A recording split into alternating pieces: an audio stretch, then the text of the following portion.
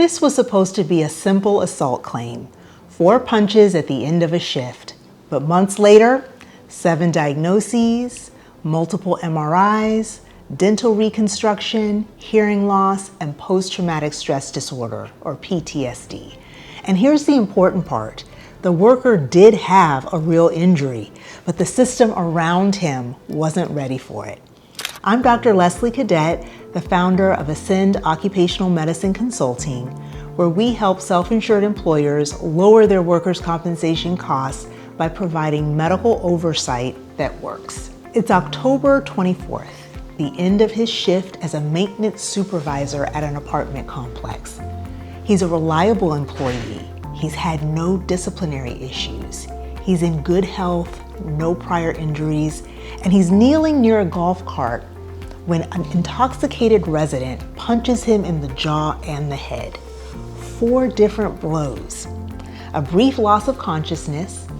The police are called. An arrest is made. And this was a legitimate workplace assault. But what happened next is where things start to drift. Because when he reported the injury, his employer didn't have a clear plan for where to send him for medical care. It took time to figure out which clinic would evaluate him. And when someone is physically assaulted at work, the first priority should be more than just documenting the physical injury. It should also be stabilizing the worker psychologically. Because assaults are not just physical events, they're traumatic events. So 2 days later, he's seen in urgent care and he's diagnosed with a jaw contusion, multiple chipped teeth, a mouth contusion, and he is returned to regular duty. Now, at first glance, it looks like a very minor injury. Most people would close the file right there. But assaults don't simply behave like simple injuries. The brain and the nervous system are involved, and when the psychological impact isn't addressed early, symptoms can begin to evolve. So days to weeks later, the referrals begin to the dentist, TMJ symptoms, mouth guards, and this isn't the most interesting part. Several weeks to months later, new symptoms appear. Persistent headaches, right-sided ringing in the ear, hearing loss, anxiety, being hypervigilant, poor sleep. This worker wasn't exaggerating. He was experiencing the after effects of a violent event. The psychological overlay begins quietly. He stopped going out. He scans the room constantly for threats. He sleeps for only 4 hours a night. His wife says he's a completely different person. So now the claim isn't just physical, it's mental as well.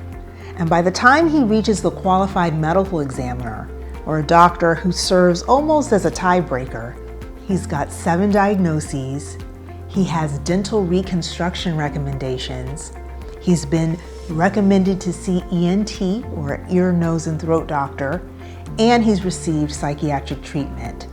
3 advanced imaging studies are ordered. And here's what makes this case so instructive. This entire time, he was never taken off of work. He remained on regular duty. Yet the complexity of the claim escalated dramatically. Not because the mechanism was unclear, not because causation was weak, but because no one was strategically managing the trajectory of the case. Here's the hard truth for employers. The problem wasn't that the worker was injured, he was. The problem was that the system responded without a plan. When someone is assaulted at work, the employer should immediately ensure that 3 things happen. First, your supervisors and employees should know exactly what steps to take to report the injury and receive a medical evaluation the same day. That's not what happened in this case, right? There shouldn't be this sputtering around trying to figure out who to call and what to do at the moment the injury is reported. Create an easy to access checklist. Second, you want to make sure your workers are being evaluated at a clinic that's experienced in occupational medicine. And not only that, at a clinic that has a good reputation and you have seen positive results when you've sent other employees to the facility. These types of clinics understand how to appropriately treat traumatic brain injuries and workplace assaults. In this instance, it would have been appropriate to give the worker some amount of time off just to recover from the initial injuries. These clinics also understand the importance of early psychological support, because when a worker feels abandoned or unsupported after a violent event, the injury can become much more than physical, and you increase your risk of litigation. So key takeaways for employers. Workplace assaults are not just orthopedic injuries, they're trauma events. If you have a workplace assault, number 1, you need to immediately coordinate medical direction. Number 2, proactively support and check in with your employee. And number 3, make sure you have a light duty program in place to support the worker's recovery. Removing them from work for long periods of time is not the best answer, usually. If this breakdown helped you understand how claims really escalate, subscribe to our channel. We break down real cases employers face every day. You can also join our email list and register for our upcoming webinar, The 4 Claims No One Wants and How to Spot Them Early. And if you're a risk director or a chairperson of a self-insured group trying to prevent claims like this before they spiral, book a strategy call with us today. The link is in the description.